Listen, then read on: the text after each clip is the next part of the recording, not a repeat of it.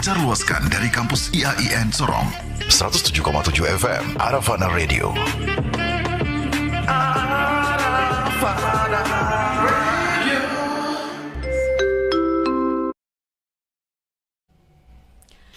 Assalamualaikum warahmatullahi wabarakatuh. Apa kabar Sobat Rafana? Semoga Sobat Rafana sehat-sehat aja hari ini. Jangan lupa senantiasa bahagia dan selalu senantiasa mengucapkan bismillah agar segala yang kita lakukan bernilai pahala di mata Allah Subhanahu wa taala. Amin amin ya rabbal alamin. Kebetulan sekali Sobat Rafana, pada saat ini kita lagi di studio podcast Arafana IAIN Sorong, inspirasi, harmoni dan produktif. Dan pada kesempatan kali ini kita lagi di program Harmoni Kampus di segmen Bincang Bersama Rektor, yang insya Allah segmen ini akan senantiasa kita laksanakan setiap hari Rabu pukul 2 siang, yang akan live di channel YouTube Sobat Rafana dan juga akan on air di 107.7 FM Radio Rafana. Mungkin Sobat Rafana di rumah agak bingung kenapa pada kesempatan kali ini yang menjadi host adalah saya. Biasanya mungkin Sobat Rafana seringnya lihat Ibu Riani Nur, tapi pada kesempatan kali ini alhamdulillah saya yang berkesempatan untuk menjadi host di tempat ini. Dan seperti yang Sobat Rafana ketahui bahwa kita lagi di segmen Bincang Bersama Rektor, maka tidak lain dan tidak bukan yang akan menjadi narasumber kita adalah Bapak Rektor IAIN Sorong, Bapak Dr. Hamzah Hairiyah MAG. Assalamualaikum Pak, apa kabar? Waalaikumsalam warahmatullahi wabarakatuh. Sehat semua ya? Ya alhamdulillah Pak. Sehat. Oke Sobat Rafana, mungkin saya sempat lupa ya tadi, saya belum memperkenalkan diri. Mungkin agak sedikit deg-degan, tapi nggak apa-apa kok. Kita masih dalam tahap pembelajaran, jadi insya Allah semua aman-aman aja. Jadi nama saya Zulfikar Labale, mahasiswa Fakultas Tarbiyah, program studi Tadris Bahasa Inggris yang alhamdulillah sekarang udah semester 6. Dan juga mungkin Sobat Rafana bingung dan penasaran kenapa di sini kok hanya ada Zulfikar sendiri dan juga Bapak Rektor. Tapi tidak, bahwasanya di sini tuh ada 2 orang teman saya juga, yaitu mahasiswa, ada Saudari Jumianti dan juga Nabila yang akan menemani saya sebagai host di sini. Mungkin boleh diperkenalkan dirinya. Assalamualaikum warahmatullahi wabarakatuh Pak. Waalaikumsalam warahmatullahi wabarakatuh. Ya, persilakan saya untuk memperkenalkan diri. Hai Sobat Rafana, perkenalkan nama saya Jumianti Rahman Samuel, mahasiswa Fakultas Tarbiyah, Prodi Tadris Bahasa Inggris, semester 6 IAIN Sorong. Assalamualaikum warahmatullahi wabarakatuh. Waalaikumsalam warahmatullahi. Perkenalkan, nama saya Nabila Imam, mahasiswi dari program studi Ekonomi Syariah, Fakultas Syariah dan Dakwah, yang sekarang alhamdulillah sudah semester 4 Pak. Luar biasa semua ya. Terima kasih Pak. Terima kasih. Bagus. Oke Sobat Rafana, pada kesempatan ini kita udah memperkenalkan diri. Saya sudah memperkenalkan diri dan juga teman-teman pendamping saya sebagai host, alhamdulillah. Jadi sedikit informasi aja buat Sobat Rafana, banyak informasi ya maksud saya, bahwa kalau kali ini kita bakalan melanjutkan perbincangan kita mengenai buku yang ditulis oleh Bapak Rektor Dr. Hamzah Hairiyah MAG, yaitu tentang 99 logika transformatif. Jadi pada kesempatan kali ini kita akan membedah buku ini, mencari tahu apa sih isi buku ini seperti apa. Jadi mungkin Sobat Rafana di rumah nggak tahu kalau buku ini sebenarnya udah dibahas di part sebelumnya oleh Ibu Riani Nur, tapi hanya sampai di bab 1, kalau nggak salah itu udah sampai bab 1 bagian 5. Jadi hari ini kita akan melanjutkan pembahasannya di bagian ke-6 dari bab 1-nya tentang kebebasan dan kehidupan. Oke Pak, saya langsung aja, penasaran sekali rasanya saya dengan buku Bapak ini, karena sebenarnya saya baru baca juga buku ini, tapi buku ini sangat-sangat menarik karena banyak kata-kata yang menurut saya sangat menarik. Terutama di bagian yang ke-6 ini, di sini tertulis kebebasan manusia adalah hukuman, pilihan adalah puncak kebebasan yang terbatas, dan manusia dihukum untuk bebas. Nah, di sini Pak kata-katanya sangat unik. Kenapa hanya untuk mendapatkan sebuah kebebasan itu manusia harus dihukum Pak? Ini kan sangat unik sekali. Iya. Kalau Anda deg-degan ketemu saya juga lebih. Jangan sampai nanti pertanyaan yang saya tulis di buku saya Anda tanyakan saya lupa. Jadi begini, kita itu bebas, tetapi kebebasan itu adalah hukuman. Ya, semakin bebas kita itu semakin terhukum.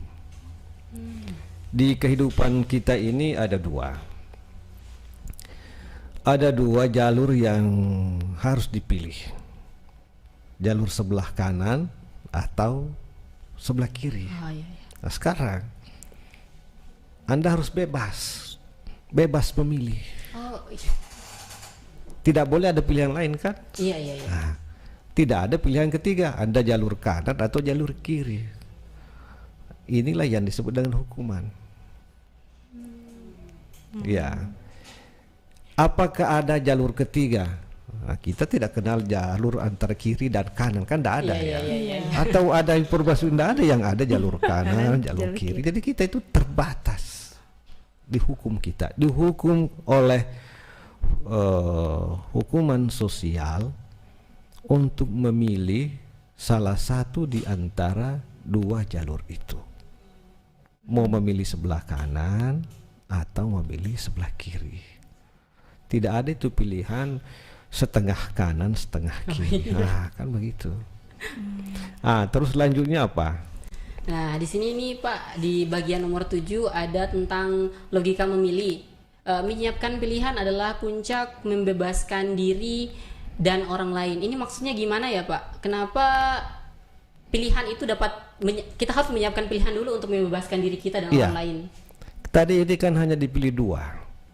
Oke, saya memilih pilihan sebelah kanan. Itu adalah mencapai puncak kebebasan gitu. Jadi saya keluar dari dua ini, lalu kemudian saya punya kebebasan memilih sendiri gitu. Memilih sendiri sebelah kanan. Dan saya bebas melakukan sebelah kanan itu. Iya, iya. Mohon maaf Pak, mau bertanya, pilihan sebelah kanan ini apakah baik ataukah buruk? Ya, itu sebelah kanan itu simbol yang baik. Sebelah kiri itu simbol yang buruk, yang seperti itu. Ya.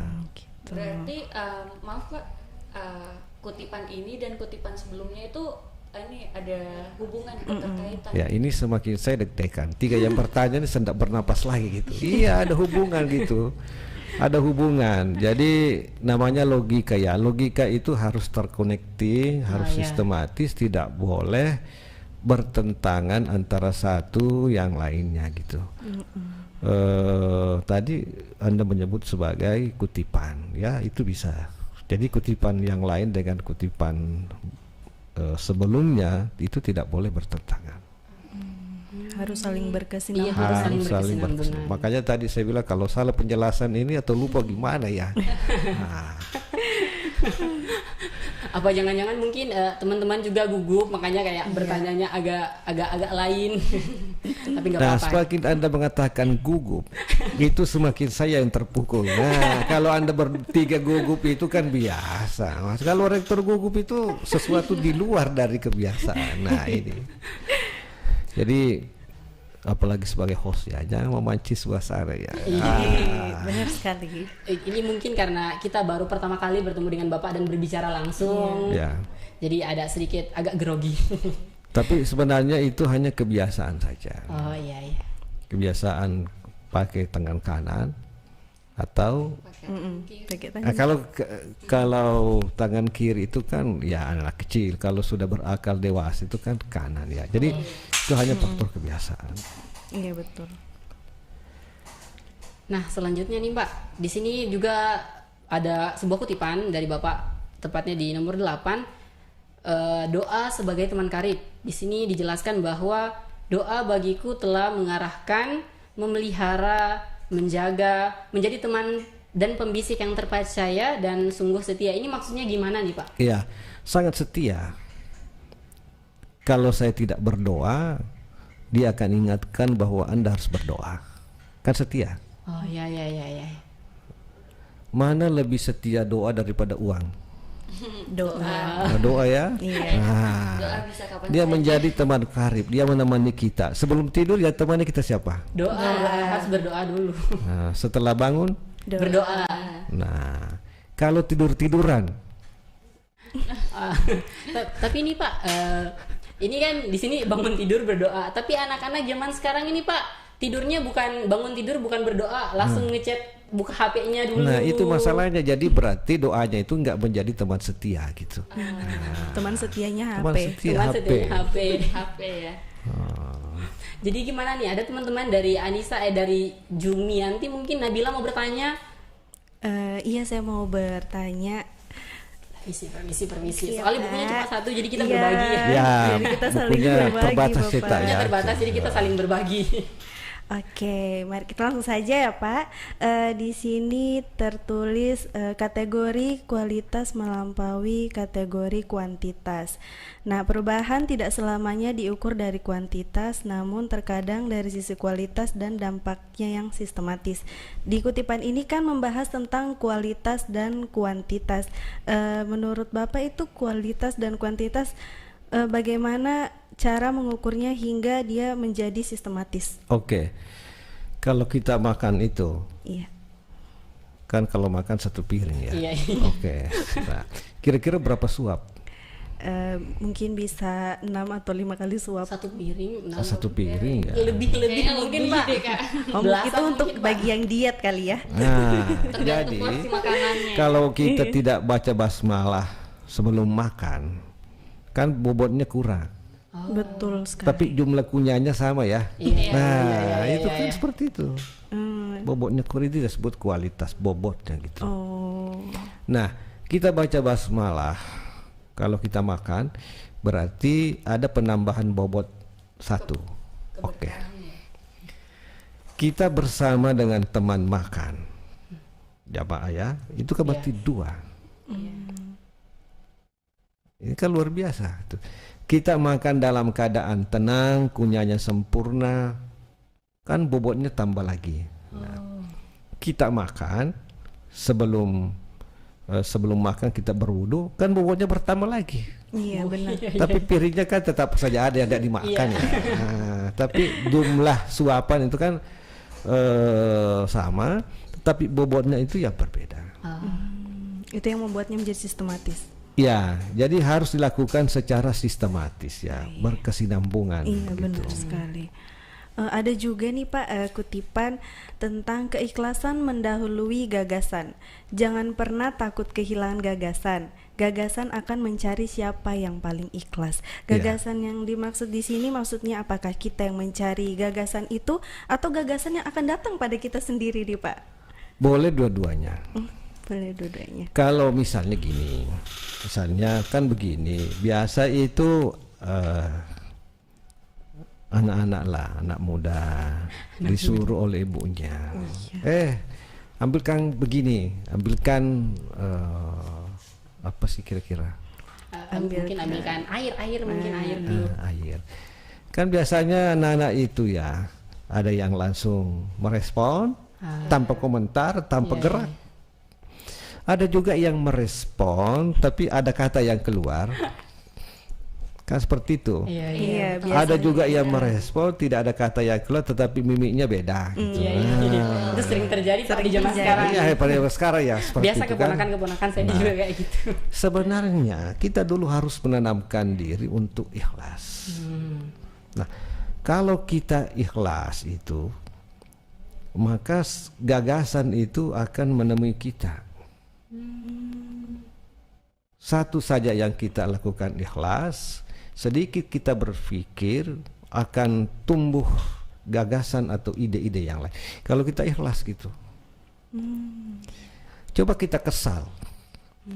Maka ketika kita kesal, maka energi negatif itu ya akan mempengaruhi potret kita dan langkah kita. Betul. Tapi kalau kita ikhlas itu kan energi positif itu akan bekerja Terus gitu. mengalir. Mengalir kira-kira Iya. seperti itu. Nah, Jadi seperti Jadi intinya itu kita harus senantiasa tetap berpikir positif gitu, kayak apa yang mau kita lakukan kita harus ikhlas agar senantiasa apa yang kita lakukan itu berkah juga ya, begitu mungkin Sobat Rafana. ya. Jadi ikhlas itu makanya Islam itu ya dalam Quran wa ma umiru illa liya'budullah mukhlishina lahuddin. Inti di situ bahwa kita itu diperintah untuk beragama agar kita itu ikhlas. Masya Allah. Ikhlas itu. Jadi ikhlas dalam segala hal itu. Iya betul. Kalau kita ikhlas, maka turunannya itu tidak lagi terlalu dipikirkan. Orang ikhlas nanti akan melahirkan sabar, akan melahirkan syukur gitu. Jadi beragama ini bahwa kita harus ikhlas. Nanti turunannya itu sabar, syukur, pemurah dan sebagainya, itu akan berkembang gitu. Betul sekali. Jadi ikhlas ini melahirkan banyak sekali kepribadian yang baik. Luar begitu. biasa, iya. Masya Allah sekali ya ikhlas ini, kekuatan ikhlas nih Sobat Betul. Ravana. Jadi Sobat Ravana harus ikhlas dalam melakukan segala hal. Tapi karena juga begini, pada akhirnya juga saya kan ikhlas. Tapi sekarang belum. Nah, enggak boleh begitu. Kayak ditunda dulu ikhlasnya. Nah, jangan. Biarlah waktu. Jadikanlah itu sebagai langkah awal ya. Mau ikhlas tapi nggak bisa. Langkah awal. Iya, benar Baik. sekali. Mungkin kita lanjut ke bab kedua karena itu tadi adalah kutipan terakhir di bab pertama. Nah, di bab kedua ini logika transformatif, kebenaran dan kejujuran.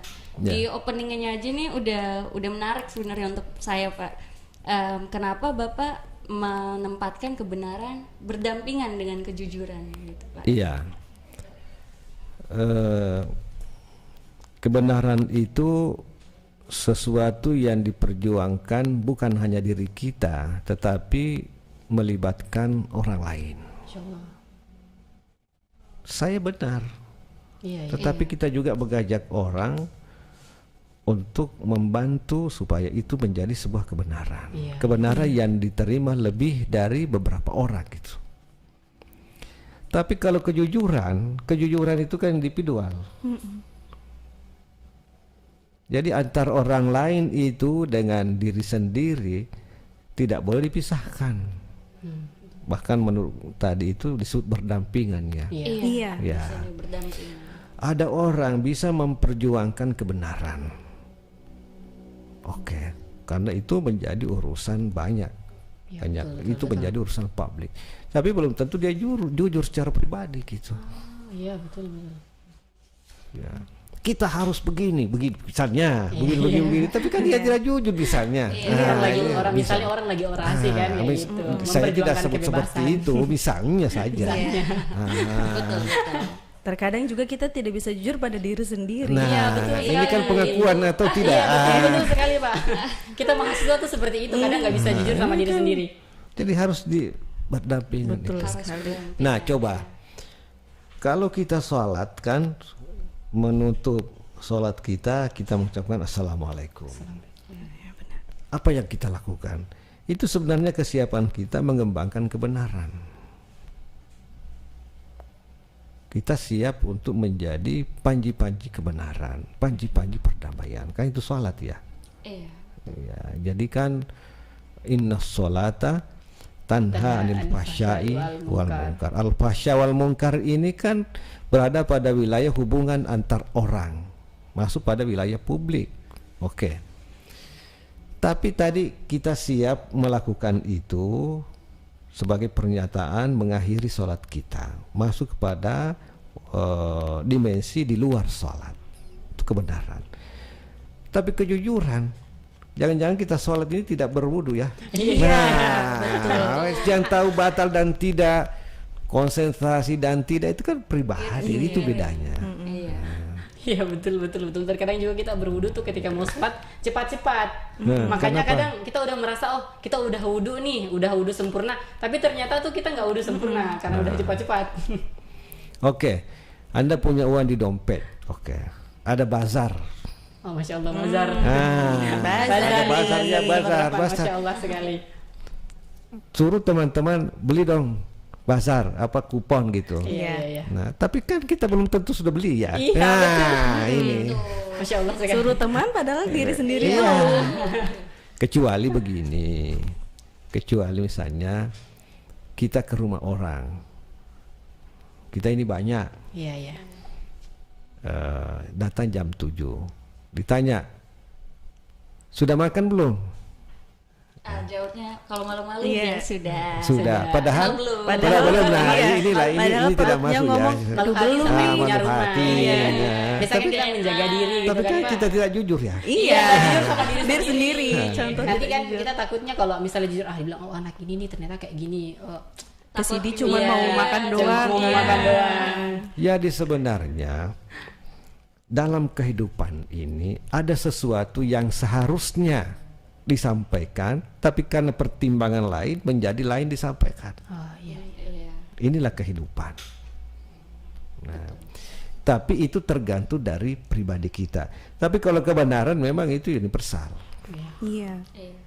Nah, Kalau menurut Bapak tentang pendapat orang kebenaran kejujuran yang white lies dan kejujuran gitu.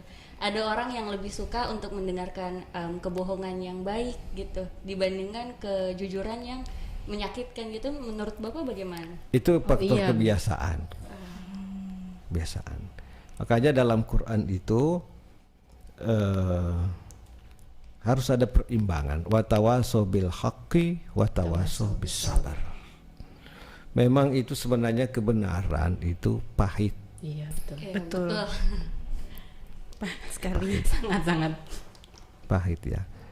Tapi kejujuran itu tidak berarti manis, pahit juga. Iya. Coba tadi Anda jujur, sudah makan belum? Ternyata kan lapar juga, bilang belum, itu kan pahit juga rasanya ya. Betul. Betul. Betul. Mungkin karena Anda datang berlima, setelah pulang itu Anda akan marahi temannya kenapa tidak bilang. Sering terjadi. Sering terjadi ya, apalagi saya juga biasa begitu. Malu hati sama yang punya rumah. Iya, betul. Nanti Ya. tidak diterima lagi nih. Nah disinilah harus ada perimbangan. Jadi tuan rumah juga itu harus tahu waktu, jam diundang itu jam berapa, berarti kalau apalagi kalau dia yang menentukan jadwal ya itu dia harus menyesuaikan. Itu juga bagian dari kebenaran. Kebenaran dalam hal menerima tamu. Jadi kebenaran ini banyak jenisnya gitu. Iya betul. Ya. Oke. Betul sih. Ada juga ini kayak apa? Kebenaran bagaimana ya ngomongnya? Kayak kita berbohong tapi demi kebaikan, dan itu bagaimana kalau menurut Bapak itu? Kalau seperti itu? Jangan sering-sering diulangi. Demi kebaikan, karena kebaikan itu sendiri itu adalah bagian dari kebenaran. Iya betul. Iya. Jadi kalau kita berbohong sebenarnya itu menodai kebenaran, juga akan menodai kebaikan. Nah, jadi itu tadi kita harus sabar menyatakan yang benar gitu.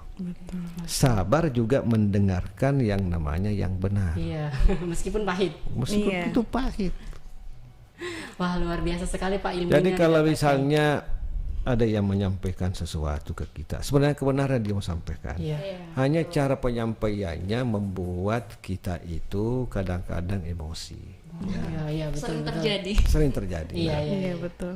ada orang mengatakan begini, kalau itu yang terjadi, anggaplah itu Tuhan mengutus malaikat kepada Anda gitu. Anggaplah yang berbicara itu malaikat. Masya Allah.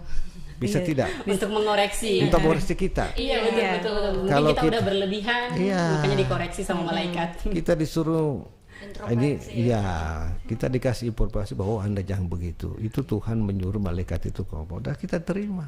Betul. Ya memang susah ya. Iya. Tapi sebenarnya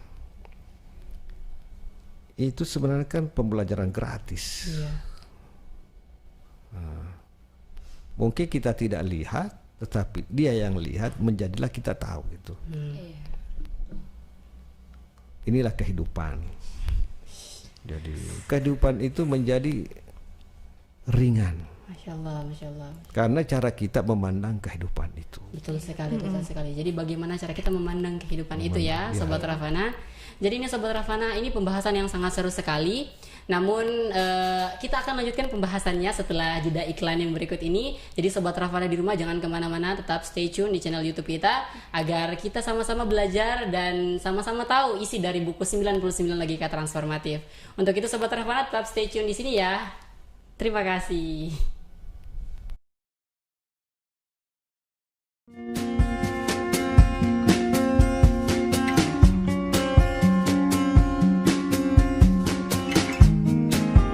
Demikian yang dapat kami sampaikan. Wabillahi taufiq wal hidayah. Wassalamualaikum warahmatullahi wabarakatuh. Oke, Kak.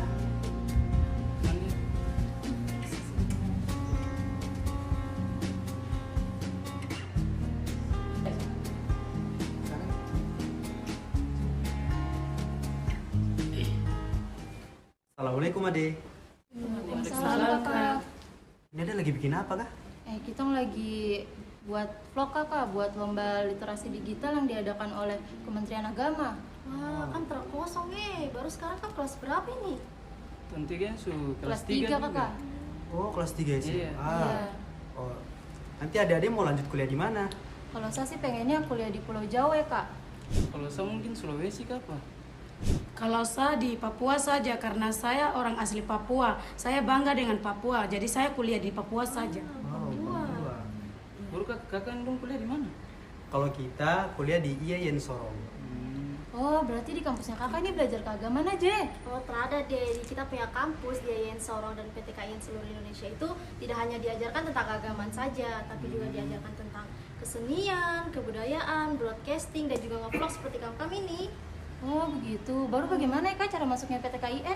Jadi kalau buat masuk PTKIN itu adik-adik bisa mendaftarkan diri untuk ujian di SPAN PTKIN. SPAN PTKIN itu apa kan? Nah, SPAN PTKIN itu merupakan seleksi prestasi akademik nasional yang menggunakan nilai rapot dan prestasi adik-adik semua toh. Nah, itu juga buat masuk ke perguruan tinggi keagamaan Islam negeri, dan itu diadakan serentak di seluruh Indonesia untuk calon mahasiswa baru seperti kami ini. Oh iya, Kak. Cara daftarnya gimana, Kakak? Nah, jadi buat mendaftarkan SPAN PTKIN itu mudah deh, bisa dengan cara online, dengan mendaftarkan diri di website atau di aplikasi SPAN PTKIN. Untuk info lebih lanjutnya, adik-adik bisa mendatangi PTKIN terdekat.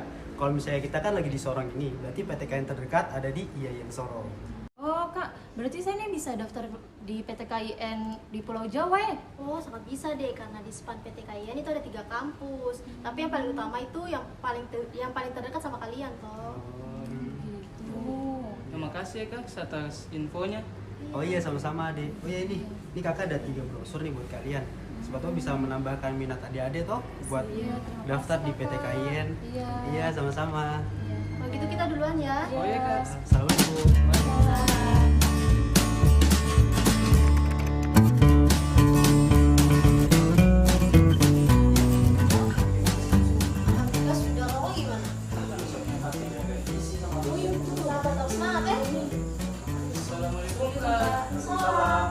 Kakak masih ingat itu, Kak?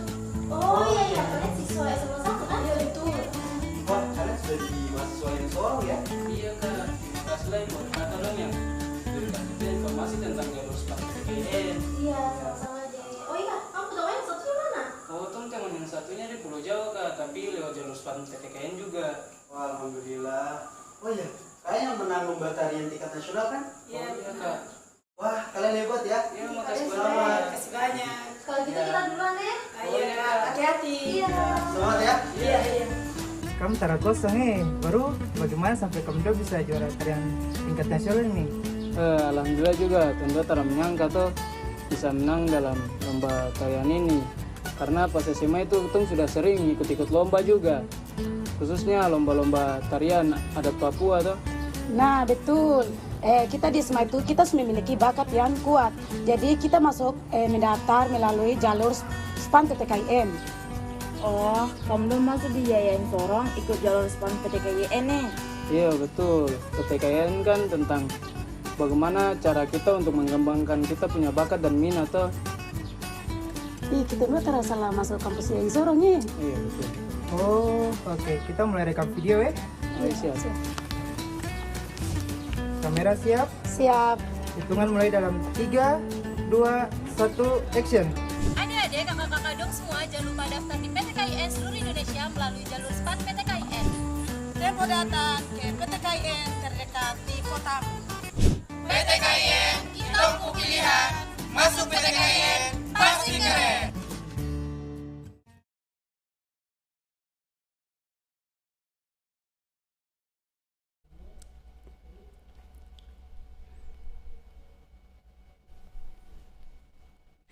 Assalamualaikum Sobat Rafana, balik lagi di program Harmoni Kampus bersama dengan saya tentunya Zulfikar Labale bersama 3 orang sahabat saya dan juga narasumber kita Bapak Dr. Hamzah Hairya MAG.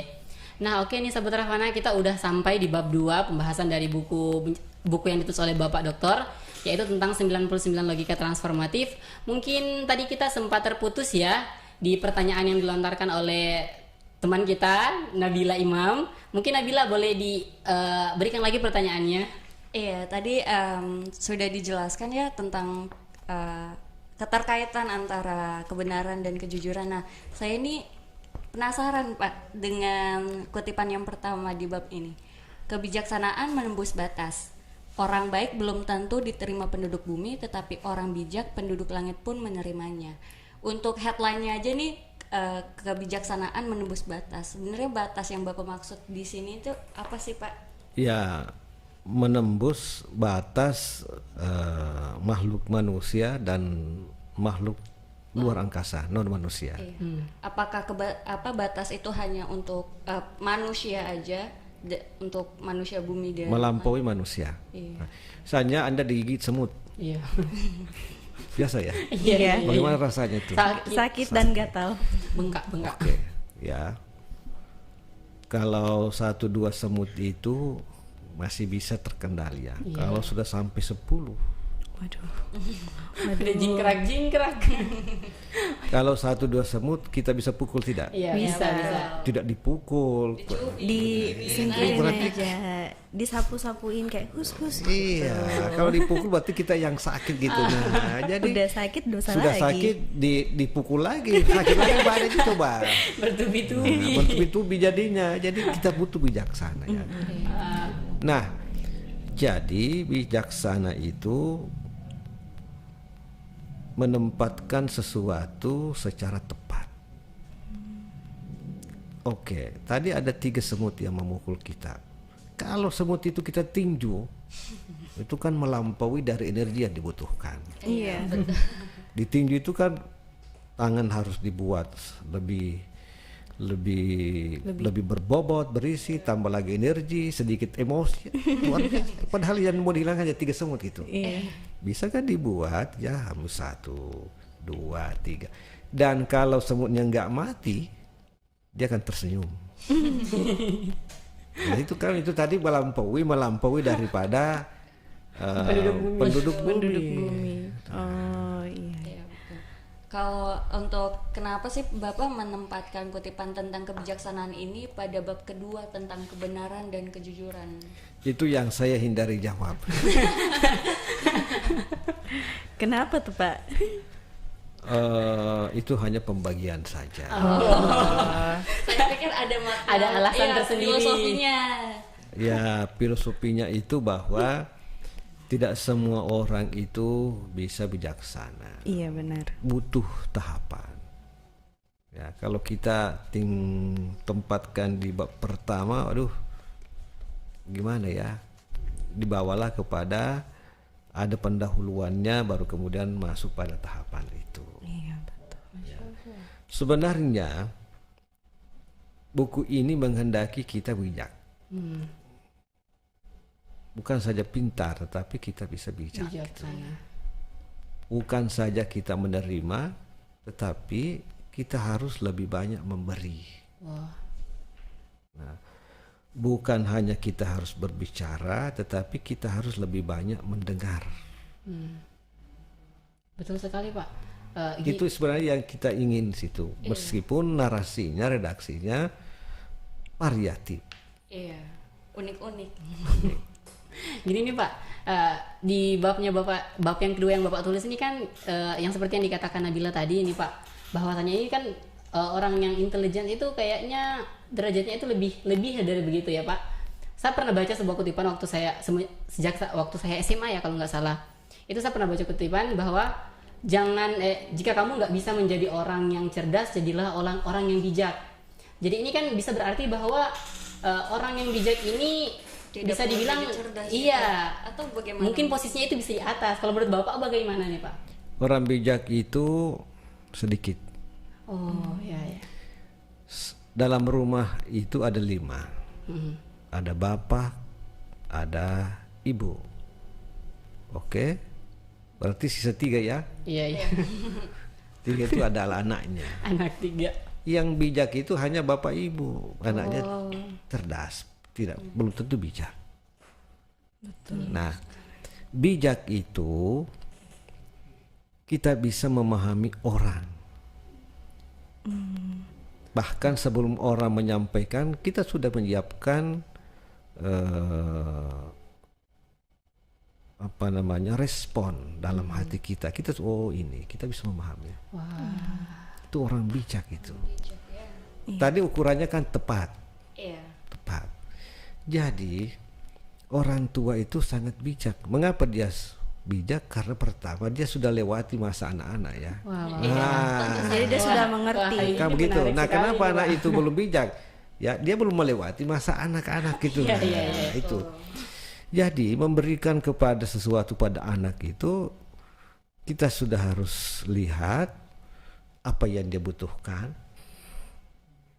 baik ukurannya, dampaknya maupun kemampuan memelihara, itu bijak. Tapi kalau pintar tidak, bisa hanya satu dimensi penggunaan. Kalau bijak itu dimensinya ada sampai 5. Masya Allah, banyak sekali. Berat. Itu bedanya bijak dengan pintar. Oke, saya membeli barang ini.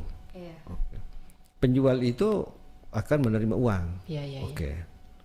Tapi orang yang membeli ini banyak ini saya berikan kepada anak saya. Kenapa bukan ini saya belikan?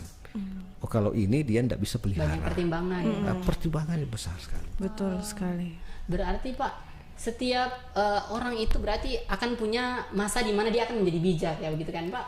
Atau ada? Iya, kalau dari yang saya pahami ini seperti itu karena di situ kan Bapak udah jelaskan nih Pak, bahwasanya dalam sebuah keluarga itu kan ada 5 orang.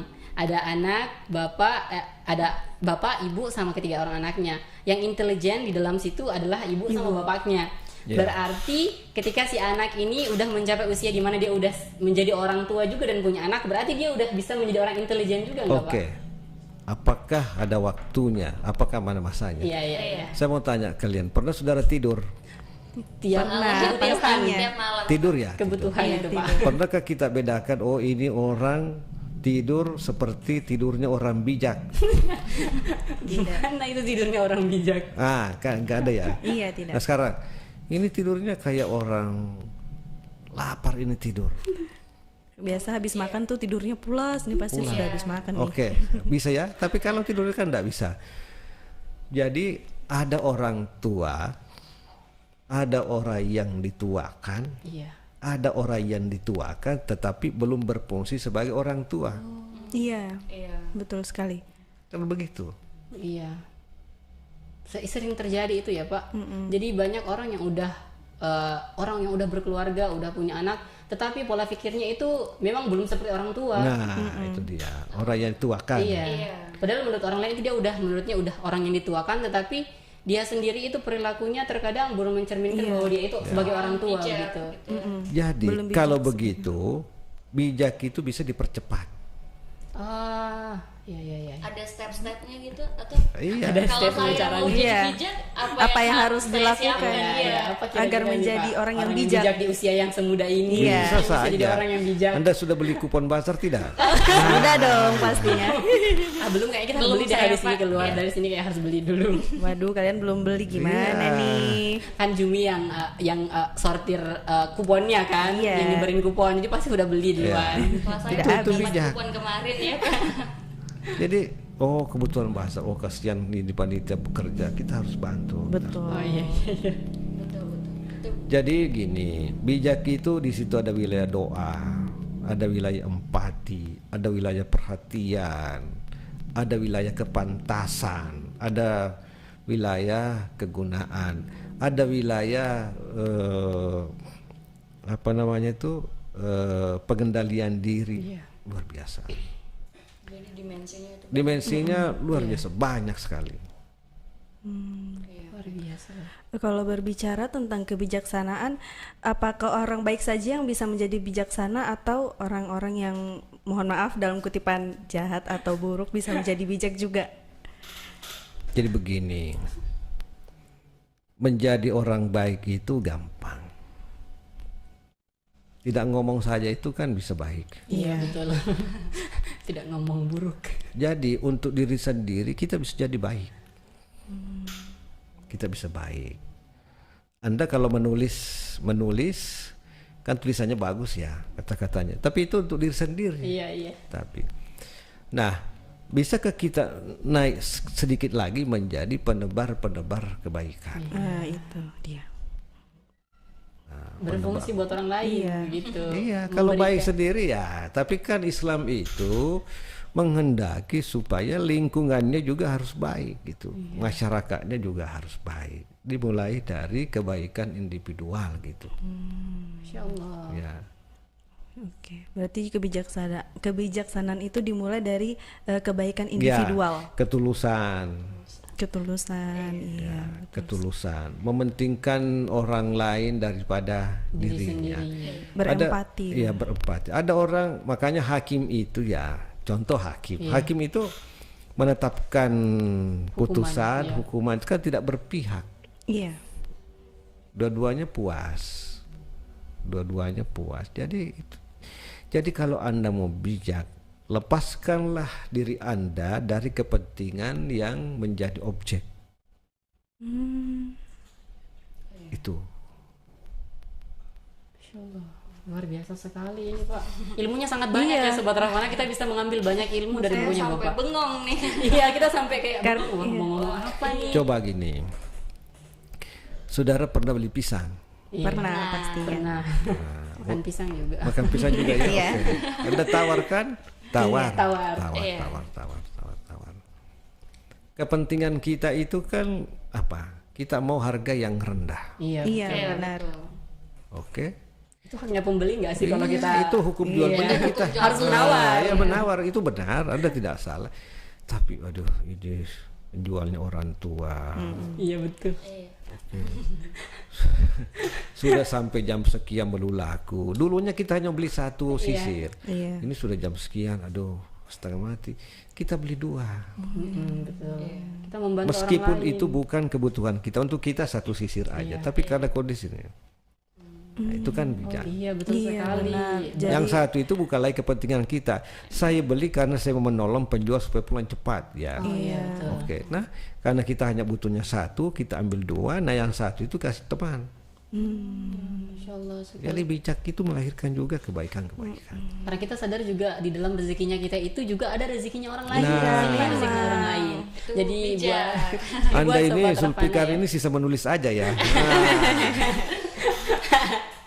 Aduh ya Allah, jadi malu. Jadi Sobat Rahwana di rumah jangan lupa untuk selalu menebarkan kebaikan, karena kita itu harus menjadi orang yang bermanfaat buat orang lain, jangan hanya bermanfaat buat diri sendiri.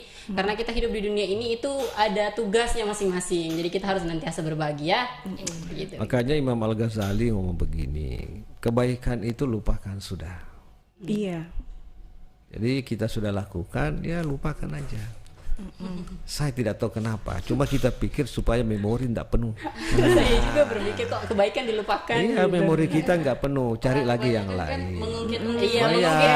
Lupakan saja.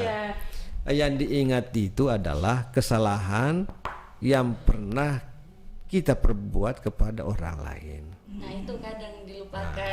Yang diingat kebaikannya saja. Ya, jadi yang pernah kita lakukan kebaikan lupakan. Oke, kesalahan yang pernah orang lain kepada kita itu lupakan juga. Iya. Itu hidup tentram sih kalau Ya nanti kita selalu jengkel ya. Iya, menyimpan dendam. Menyimpan lagi. Ya, jadi lupakan. Jadi berbuat baik setelah itu lupakan. Dilupakan. Biar menjadi pahala. Iya. Jangan diungkit-ungkit kan nanti Kayak merasa bisa, kita hebat sekali, kita sudah baik dengan yang lain karena gitu. biasanya itu kan Pak, seperti yang kita tahu kalau kita saling mengungkit-ungkit begitu, masalahnya bukan hanya di akhirat, di dunia juga bisa berkelahi tetangga kadang-kadang gitu kayak gitu. Jadi kita tidak punya lagi kepentingan di sana. Yang saya punya kepentingan adalah saya ya pernah berbuat salah kepada orang, itu yang harus diingat. Agar kita senantiasa terpacu untuk berbuat kebaikan. Seperti itu. Insya Allah sekali. Mungkin kita bisa lanjut ke kutipan kedua. Tadi Bapak di kutipan pertama kebijaksanaan sempat menyinggung tentang ketulusan. Nah ini di kutipan kedua, ketulusan menawarkan keringanan beban hidup. Jika Anda sekedar melaksanakan beban yang menjadi tanggung jawab di pundak, maka beban itu terasa semakin berat. Jika Anda bersungguh-sungguh dan disertai niat yang tulus, maka lingkungan di sekitar ikut membantu menyelesaikan beban itu. Menurut Bapak nih, tadi kan kebijaksanaan ada sangkut pautnya dengan ketulusan. Apakah kalau orang yang tulus itu sudah pasti akan bebannya ikut diringankan gitu, atau bagaimana nih Pak? Ya, kalau kita tulus itu teorinya itu beban berkurang. Saudara pernah nggak membawa ember? Pernah, Pak. Pernah, Pak. Tapi isinya air. Iya, pernah. Saya disuruh bawa itu ember isinya air. Kita yang disuruh. Pertama, orang disuruh itu kadang-kadang jengkel ya. Ngeluh dulu. Kayak ngeluh dulu. Ya, ngeluh itu beban ya, itu beban. Itu beban. Itu bebannya. Beban yang kedua, angkat ember. Iya, udah berat. Tambah berat lagi bebannya. Beban Jadi dunia. tulus saja. Apalagi kalau orang tua yang suruh. Masya Allah sekali. Harus introspeksi diri. Iya. Saya banget yang dibicarain. Relate banget ya. Anda disuruh ujian. Waduh. Suruh ujian bagaimana ya? Tulus saja belajar. Iya. Jadi kita itu belajar bukan karena ujian. Oh iya, betul sekali. Itu mindset yang selalu kita tanamkan ketika jangan UTS.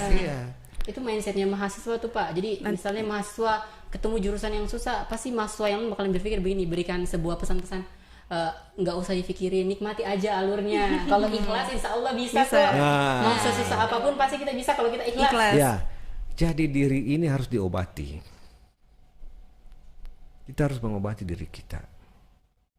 Kalau kita tidak bisa mengobati diri kita, siapa lagi yang akan mengobati diri kita? Betul sekali. Nah, semakin kita mengobati diri kita itu, maka kehidupan ini akan lebih mudah. Walaupun orang lain melihat kita sulit. Ya, jadi harus diobati. Agama itu memberi, kalau Anda kena masalah, bersabar. Kan itu diobati ya. Kalau ada bebannya, upayakan itu tulus. Itu menjadi ringan gitu. Supaya tidak jengkel-jengkel ya, itu tadi yang disebut. Jadi kita harus mengobati diri kita ini supaya beban kita ringan. Sebenarnya kehidupan kita ini udah berat. Iya, betul sekali. Tapi kita harus mengobati diri kita itu. Betul sekali.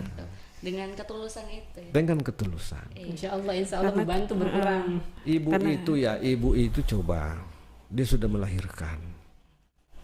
Setelah melahirkan, apalagi dia mendidik lagi anaknya. Iya betul. Tapi kadang-kadang mendidik menangis lagi anaknya, jengkel-jengkel lagi. Tapi kan dia tulus dari awal itu sampai kemudian. Kapan ini anak bisa disuruh? Kira-kira begitu ya. Nah, itu kan butuh waktu. Ketika bisa disuruh. Sibuk main game biasa anak-anak itu susah disuruh. Iya, ini luar biasa ketulusan. Dan kalau orang tulus, itu tadi lingkungan akan peduli. Insya Allah. Orang akan langsung memberikan perhatian lebih kalau kita tulus. Contoh, bayi yang menangis. Bayi yang menangis tulus atau tidak? Tulus. Kan gak ada yang dipikirin, itu cuma nangis. Kecuali bayi yang dicubit ya. Iya, itu ada paksaan. Tapi kan dia itu kan menangis saja gitu. Iya. Oke. Nah, mengapa kemudian bayi yang menangis itu lingkungan sekitar, orang tua, orang yang dengar tangisannya bertanya, kok menangis, kenapa gitu. Jadi perhatian itu digerakkan oleh ketulusan gitu. Oh iya, benar. Kalau Pak, kan kita sering dengar orang tulus yang disia-siakan. Itu menurut Bapak tuh bagaimana? Karena kan dia sudah tulus nih, tapi malah disia-siakan. tidak dibantu dengan lingkungan. Ketulusan itu susah diukur. Yang tahu itu hanya 2 dan bisa menjadi 3. Siapa tuh Pak? Apa tuh? Itu yang harus diketahui siapa itu yang bisa tahu mengukur. itu dianya dengan yang di atas. Terus yang ketiganya siapa Pak? Ya malaikat. Oh iya. Kan kita kemana-mana selalu didampingi malaikat. Iya betul. Anda di sini kan saya tidak bisa tulus atau tidak? Karena saya bukan malaikat ya. Jadi Anda saja di atas dengan itu. Iya betul sekali. Jadi kalau orang yang tulus itu kalau orang yang disia-siakan mungkin ketulusannya ini perlu bagaimana? Karena ketulusan ini kita tidak bisa ukur kita tidak menjadi pihak keempat ya. Iya. Oh, jadi kita tidak berhak menilai tulus atau tidak. Cuma kita mungkin punya kemampuan meyakini tadi itu bahwa ketulusan itu akan memperoleh perhatian. Nah, kalau ada orang yang kita yakini bahwa itu orang tulus baru disia-siakan, maka yang harus tahu itu bukan kita yang di atas dengan yang di samping. Tuhan dengan di samping, malah kembalikan ke situ. Betul. Masya Allah sekali, luar biasa. Jangan Anda ngomong, saya ini tulus, kok nggak perhatikan gue. Tidak sering terjadi. Misalnya. Itu kejadian yang sering terjadi di hidup kita ya. Ketika kita ngomong saya ini tulus, berarti menjadilah kita tidak tulus. Iya betul. Mengapa? Karena orang lain tahu. Tadi rumusnya hanya 3 yang tahu. Kita di atas dan di samping. Masa jadi 4? Kalau jadi 4 itu batal. Berarti nggak sah. Nggak sah tulusnya. Luar biasa sekali ya Sobat Ravana. Kita udah belajar begitu banyak ilmu dari Bapak Dr. Hamzah Hairiyah dari buku yang beliau tulis, yaitu tentang buku 99 Logika Transformatif. Namun sayang sekali kita harus mengakhiri pertemuan kita pada podcast kali ini. Jadi buat Sobat Ravana, mohon untuk selalu pantengin dan terus nonton di channel YouTube Sobat Ravana. Terus jangan lupa juga dengerin di radio 107.7 FM Radio Aravana, biar kita sama-sama dapat informasi dan banyak ilmu pengetahuan di video-video selanjutnya. Untuk itu saya Zulfikar Labale, Nabila, Imam dan juga Jumianti, dan terima kasih banyak kepada Pak Rektor sudah menyempatkan hadir di podcast kita. Dan terima kasih juga kepada tim produksi yang telah mendukung di balik layar. Kami ucapkan begitu banyak terima kasih. Untuk itu kami akhiri. Wabillahi taufiq wal hidayah. Assalamualaikum warahmatullahi wabarakatuh. Waalaikumsalam warahmatullahi.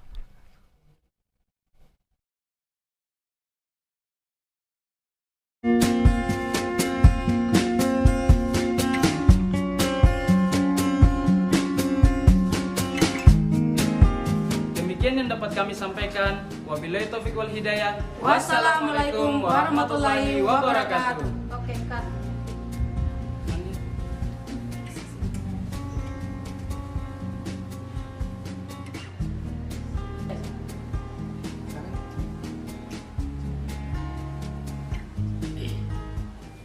Assalamualaikum Ade.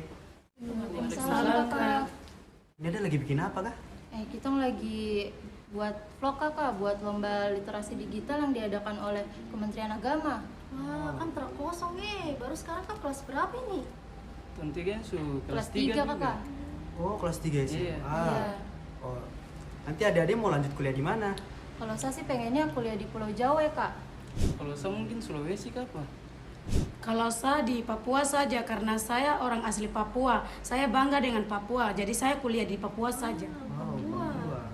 Baru kakak dong kuliah di mana? Kalau kita kuliah di IAIN Sorong. Oh, berarti di kampusnya kakak ini belajar keagamaan aja? Oh, terada deh. Kita punya kampus di IAIN Sorong dan PTKIN seluruh Indonesia itu tidak hanya diajarkan tentang keagamaan saja, tapi juga diajarkan tentang kesenian, kebudayaan, broadcasting, dan juga nge-vlog seperti kami ini. Oh begitu. Baru bagaimana ya Kak cara masuknya PTKIN? Jadi kalau buat masuk PTKIN itu adik-adik bisa mendaftarkan diri untuk ujian di SPAN PTKIN. SPAN PTKIN itu apa kan? Nah, SPAN PTKIN itu merupakan seleksi prestasi akademik nasional yang menggunakan nilai rapot dan prestasi adik-adik semua toh. Nah, itu juga buat masuk ke perguruan tinggi keagamaan Islam negeri, dan itu diadakan serentak di seluruh Indonesia untuk calon mahasiswa baru seperti kami ini. Oh iya Kak, cara daftarnya gimana Kakak? Nah, jadi buat mendaftarkan SPAN PTKIN itu mudah deh, bisa dengan cara online, dengan mendaftarkan diri di website atau di aplikasi SPAN PTKIN. Untuk info lebih lanjutnya, adik-adik bisa mendatangi PTKIN terdekat. Kalau misalnya kita kan lagi di Sorong ini, berarti PTKIN terdekat ada di IAIN Sorong. Oh Kak, berarti saya ini bisa daftar di PTKIN di Pulau Jawa ya? Oh, sangat bisa deh, karena di SPAN PTKIN itu ada 3 kampus. Tapi yang paling utama itu yang paling terdekat sama kalian toh. Terima kasih ya Kak atas infonya. Oh iya, sama-sama adik. Oh iya, ini kakak ada 3 brosur nih buat kalian. Siapa tahu bisa menambahkan minat adik-adik toh buat daftar di PTKIN. Iya, sama-sama. Kalau gitu kita duluan ya. Oh iya Kak. Assalamualaikum.